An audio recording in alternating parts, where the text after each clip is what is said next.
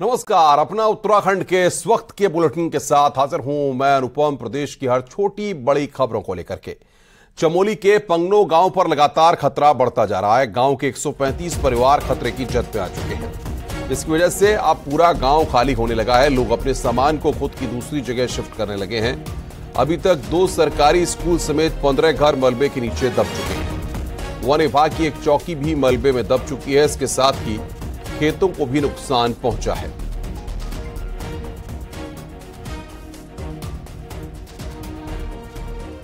जोशीमठ विकासखंड के पगनौ गांव की खबर लगातार न्यूज 18 दिखाता रहा है, लेकिन अब धीरे धीरे यहां पे हालात बिगड़ते चले जा रहे हैं।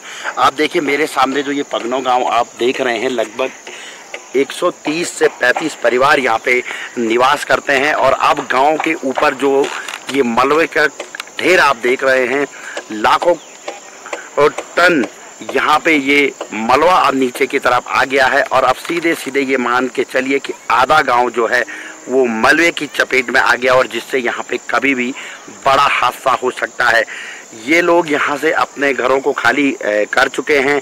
अपनी व्यवस्था अनुसार लोग यहाँ से पास के गांव सलूड़ में अपने सामान को शिफ्ट कर चुके हैं, लेकिन अभी भी जो जिंदगियां हैं, यानी कि जो परिवार के लोग हैं, वो यहीं पे निवास कर रहे हैं। कारण ये है कि लोगों के खेत खलियान यहाँ पे हैं, इसलिए कोई भी व्यक्ति यहाँ से जाने को राजी नहीं है। लेकिन अपने जो आर्थिकी जिसे कहते हैं, जो सामान है, वो लोग दूसरे गांव में शिफ्ट कर चुके हैं। पशुओं को शिफ्ट करने का काम जारी है। बताया ये भी जा रहा है कि गांव के लोगों का कहना है कि लोगों ने अपने जो दूध देने वाले जानवर हैं उनको तक बेच दिया है। यानी कि पगनौ गांव में जो हालात हैं वो लगातार बिगड़ते चले जा रहे हैं। यहाँ पे बरसात के में कभी भी लैंडस्लाइड हो सकता है। और अगर शीतकाल की हम बात करें तो अब तो पहाड़ों में ठंड भी आएगी, और ठंड के दौरान जब यहाँ पे बर्फ़बारी होगी तो बर्फ़ के दौरान भी लैंडस्लाइड होने की उम्मीद बढ़ती चली जा रही है। देखने वाली बात यह होगी कि आने वाले समय में प्रशासन किस तरीके से यहाँ पे लोगों की व्यवस्थाएं करता है। नितिन सेमाल, न्यूज 18, पगनौ गांव। आगे बढ़ते हैं। नैनीताल से खबर है, शनिवार को हुए लैंडस्लाइड के चलते अभी भी कई घर खतरे की जद में हैं। जिला प्रशासन ने 5 मकानों को खाली कराया है। साथ ही प्रभावित लोगों को स्कूलों में शिफ्ट किया जा रहा है। आपको बता दें कि कल एक मकान गिरने से इलाके में दहशत फैली हुई है।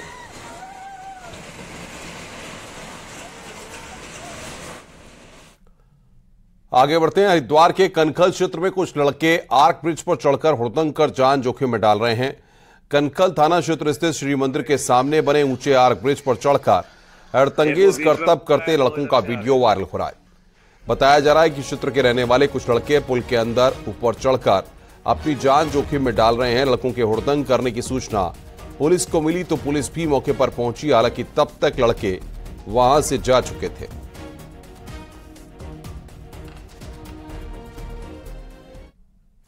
मुख्यमंत्री पुष्कर सिंह धामी के नेतृत्व में प्रदेश सरकार का एक डेलीगेशन आज ब्रिटेन दौरे पर जाने वाला है। लंदन रवाना होने से पहले न्यूज 18 से खास बातचीत में सीएम धामी ने कहा कि लंदन में निवेशकों से बातचीत की जाएगी। निवेश के क्षेत्र में उत्तराखंड एक अच्छा डेस्टिनेशन है। यहां स्टार्टअप टूरिस्ट के क्षेत्र में हमने नई नीतियां लागू की हैं और हमें उम्मीद है कि उत्तराखंड में अच्छा निवेश आएगा। लंदन में कुछ नए समूह हैं, साथ ही कई प्रवासी भारतीय भी मदद कर रहे हैं। Singh Dhami global investor summit के मद्देनजर आज लंदन के दौरे पर जाने वाले हैं। उनके साथ तमाम ऑफिशियल भी मौजूद रहेंगे। सर, क्या कुछ कार्यक्रम है?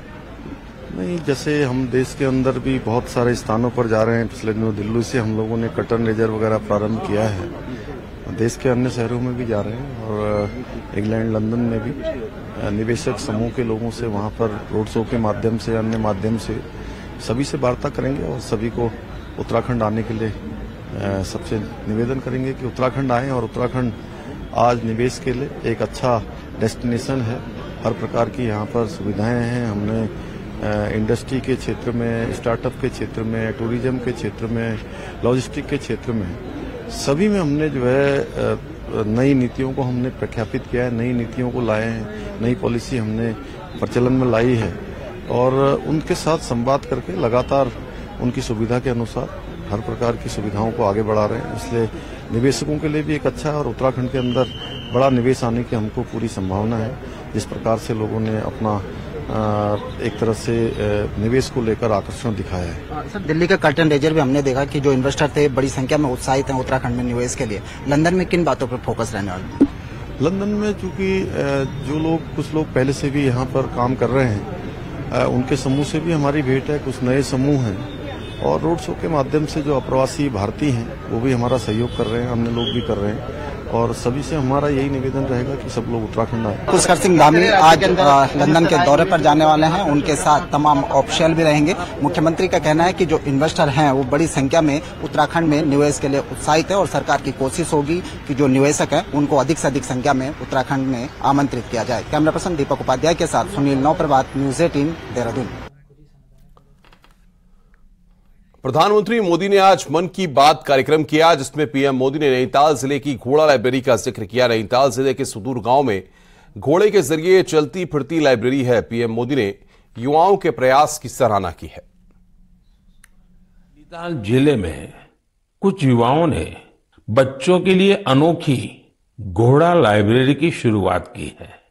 इस लाइब्रेरी की सबसे बड़ी विशेषता यही है कि दुर्गम से दुर्गम इलाकों में भी इसके जरिए बच्चों तक पुस्तकें पहुंच रही है।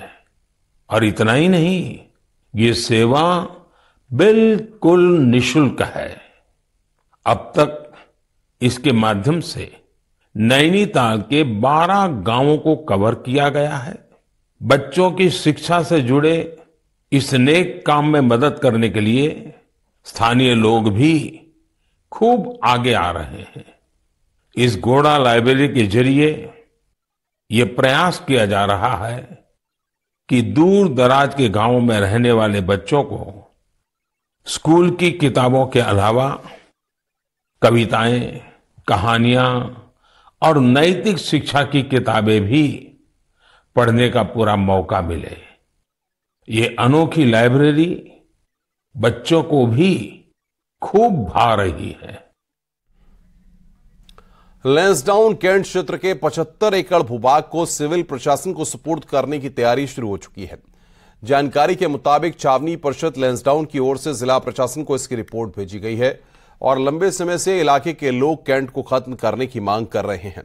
सरकार की ओर से रक्षा मंत्रालय को इसका प्रस्ताव भेजा गया था, जिसके बाद अब कैंट क्षेत्र के अंदर के मुख्य बाजार समेत आवासीय भवन वाले इलाकों के हिस्से को कैंट से बाहर करने की कार्रवाई की जा रही है। लैंसडाउन विधायक दिलीप रावत का कहना है कि कैंट को लेकर जल्द फैसला आने की उम्मीद है और इसके लिए स्थानीय लोगों से भी राय ली जा रही है। देखिए, अभी उसके लिए प्रयास चल रहे हैं और लोगों से सलाह मशवरा भी लिया जा रहा है। माननीय हमारे जितने सरकार है, माननीय रक्षा मंत्री जी से भी हमारी वार्ता हुई थी। उन्होंने कहा कि कैंट बोर्ड की जो पुरानी व्यवस्था है उसको समाप्त किया जा रहा है, तो उसी के लिए आजकल प्रयास किया जा रहा है और जिलाधिकारी और स्थानीय लोगों से मिलजुल कर बात की जा रही है। उत्तरकाशी में गांव-गांव में पहुंचने वाले सरकारी चावल में जगह जगह से मिलावट की शिकायत आ रही थी, जिसके चलते कई क्षेत्र में इन चावलों को लेकर प्लास्टिक के चावल की भ्रांतियां फैली हुई हैं। खाद्य पूर्ति विभाग के जिला पूर्ति अधिकारी न्यूज 18 पर इन चावलों को लेकर बता रहे हैं कि ये किसी प्रकार के प्लास्टिक के चावल नहीं है। भारत सरकार द्वारा फोर्टिफाइड चावल है, जो आम जन को कुपोषण से बचाने के लिए folic acid, vitamin B12, iron आदि मिक्स किया गया है। इसमें प्रत्येक कुंटल में 1 किलो ऐसे चावल मिलाए गए हैं, लेकिन ग्रामीणों में जानकारी न होने के चलते ये भ्रांतियां फैली है। उन्होंने बताया कि ये फोर्टिफाइड राइस स्वास्थ्यवर्धक है और FSSAI के मानकों के अनुसार है।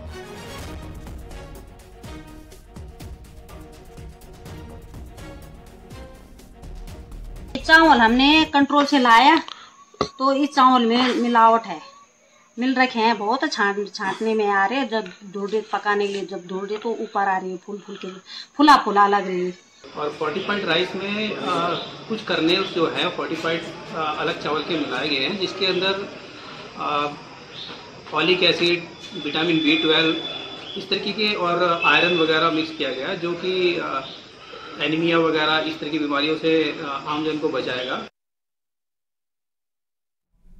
मुनस्यारी को देश का नंबर 1 पर्यटन गांव घोषित किया गया। इसके बाद ये उम्मीद भी जागने लगी है कि धरती के स्वर्ग में अब वे सभी सुविधाएं मिल सकेंगी, जिसकी उम्मीद हर एक सैलानी करता है।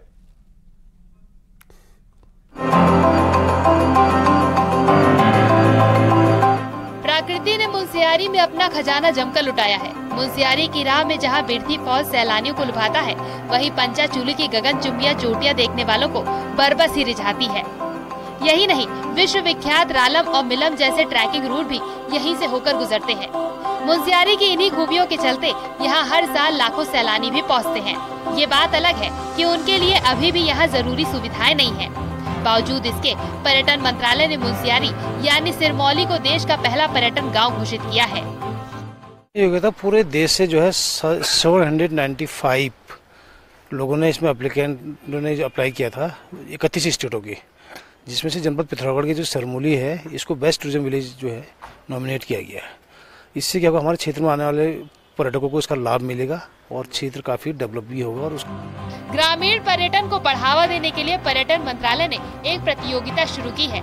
राष्ट्रीय स्तर की इस प्रतियोगिता में इस बार सभी राज्यों के साथ ही केंद्र शासित प्रदेशों के 795 गाँवों ने आवेदन किया था, लेकिन पूरे देश में नंबर 1 का खिताब मिला है मुंशियारी को। मुंशियारी को ये खिताब इको और साहसिक पर्यटन के साथ ही बेहतरीन होम स्टे के लिए दिया गया है। आज भारत सरकार ने सिरमौली गांव को पर्यटन की दृष्टि से सर्वश्रेष्ठ गांव घोषित किया है, तो इससे निश्चित तौर पर यहाँ का पर्यटन और आगे बढ़ेगा और जो पर्यटन के विकास में जो संसाधनों का अभाव है वो अभाव आपका दूर होगा और यहाँ की जो महिलाओं की जो मेहनत है वो मेहनत रंग लाई है। मुंशियारी को ग्रामीण पर्यटन के क्षेत्र में पहले स्थान का खिताब विश्व पर्यटन दिवस के मौके पर 27 सितंबर को दिल्ली में दिया जाना है, जिसके बाद ये उम्मीद भी जग गई है कि इस पर्यटन स्थल की राह कुछ आसान होगी। न्यूज़ 18 के लिए पिथौरागढ़ से विजय वर्धन उप्रेती की रिपोर्ट।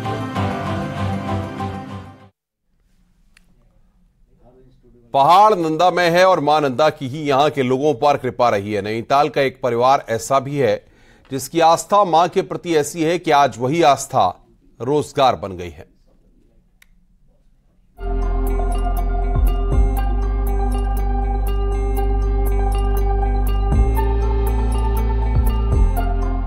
नैनीताल के इस परिवार की नंदा भक्ति का ये अंदाज किसी को भी भा जाएगा। पिछले 3 महीनों से ये परिवार मां नंदा सुनंदा की नारियल से मूर्तियां बना रहा है। घर में रखे नारियल की पूजा से मिले इस आइडिया के बाद आज यही रोजगार का साधन भी बन गया है। धन्य धान्य और समृद्धि की इस देवी की मूर्ति को नारियल मिट्टी और हर्बल कलर से तैयार किया जा रहा है। फिर इनका श्रृंगार कर इनको मां का रूप दिया जाता है। हालांकि सिर्फ रोजगार ही नहीं, बल्कि इसके जरिए सांस्कृतिक लोक कला और परंपरा को भी बचाने की पहल है। ये जो देवी है नारियल पे, ये अभी तक लुप्त जैसी होती जा रही थी। अब लोग देख रहे हैं तो वो इंटरेस्ट दिखा रहे हैं अपनी इस चीज में, तो वैसे ही ये इसका आगे काफी अच्छा रिस्पांस है। इसको बोलते हैं, किसी के घर में भी आती है ना ये श्रीफल, तो वो काफी शुभ माना जाता है। ये लक्ष्मी को खींचता है। पहाड़ में नारियल में देवी को स्थापित कर पूजा की जाती है। उसी नारियल को इन लोगों ने मूर्ति का रूप दिया तो सुंदर आकृति निकलकर सामने आ गई। सोशल साइट पर फोटो अपलोड की गई तो बाजार सीधे तौर पर ऑनलाइन ही जुड़ गए और अब दूर दराज से भी लोग इन मूर्तियों की डिमांड कर रहे हैं। हाथ से जो रोजगार हो रहा है वो तो बहुत ही अच्छा है। मतलब आज ये कोरोना में लोगों ने सीख ली है कि मतलब अपना रोजगार होना चाहिए। संस्कृति को देवी का रूप अगर घर में रख के पूजा करेंगे तो संस्कृति को आगे बढ़ाने में और अपना धन धान्य ईश्वर सब कुछ अच्छा करेगा। माँ के रूप अनेक है और माँ ने ही रोजगार का रास्ता दिखाया है। भले ही इस परिवार ने भक्ति से कारोबार शुरू किया, लेकिन अब इस परिवार की कोशिश है कि हर घर में मां नंदा पहुँच सके। आस्था को ना तो शब्दों में बयां किया जा सकता है और ना ही उसको दिखाया जा सकता है, और आस्था से ही रोजगार तक का जो ये सफर तय हुआ है वो एक कहानी कामयाबी तक की कह रही है। हालांकि सरकार को भी चाहिए कि इस तरह के जो प्रयोग हो रहे हैं उनको विश्व पटल पर रखें ताकि पहाड़ में रोजगार के साधन उपलब्ध कराए जा सकें। वीरेंद्र बिष्ट, न्यूज़ 18, नैनीताल। कुमाऊं में इन दिनों नंदा महोत्सव की धूम मची हुई है। मां नंदा चंद राजाओं की कुल देवी थी। चंद राजाओं के समय से ही नंदा मेले का आयोजन हो रहा है, जो आज भी जारी है।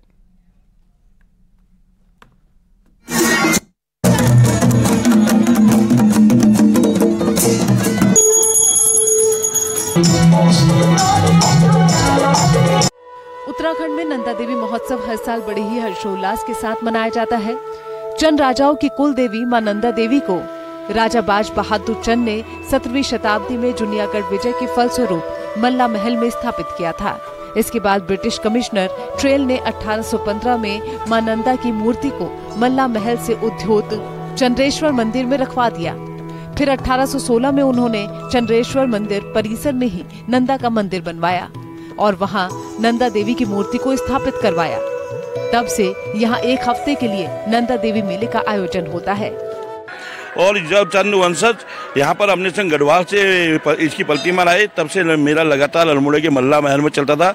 और मल्ला महल में मिस्टर टेल नाम के एक कमिश्नर के आने के बाद उसने ये मूर्तियों को यहाँ पर स्थापित किया और इस स्थल पर नंदा देवी मंदिर के स्थल पर 207 साल हो गए हैं। कलाकार और मूर्ति निर्माण करने वाले लोग भी साल भर इस मेले का इंतजार करते हैं। कलाकार भी कई थीमों पर दर्शकों का मनोरंजन करने की तैयारी में रहते हैं। उत्तराखंड के जितने भी गांव के हैं या मेन अल्मोड़ा शहर के हैं, सारे लोग इस मेले के लिए पूरे साल भर इंतजार करते हैं।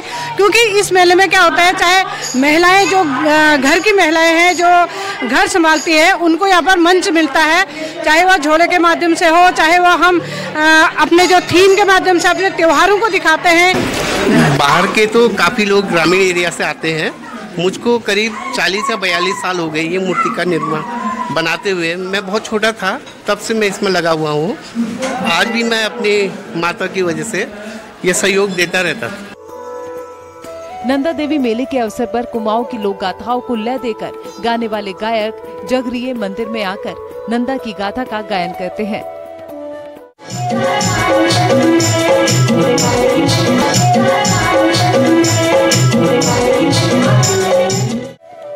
इस दौरान लोक गायकों की टोलियां नंदा देवी मंदिर के प्रांगण में आसन जमा लेती हैं। झोड़े, छपेली, छोलिया जैसे नृत्य हुड़के की थाप पर सम्मोहन की सीमा तक ले जाते हैं। कहा जाता है कि कुमाऊं की संस्कृति को समझने के लिए नंदा देवी मेले को देखना जरूरी है। न्यूज़ 18 के लिए अल्मोड़ा से किशन जोशी की रिपोर्ट।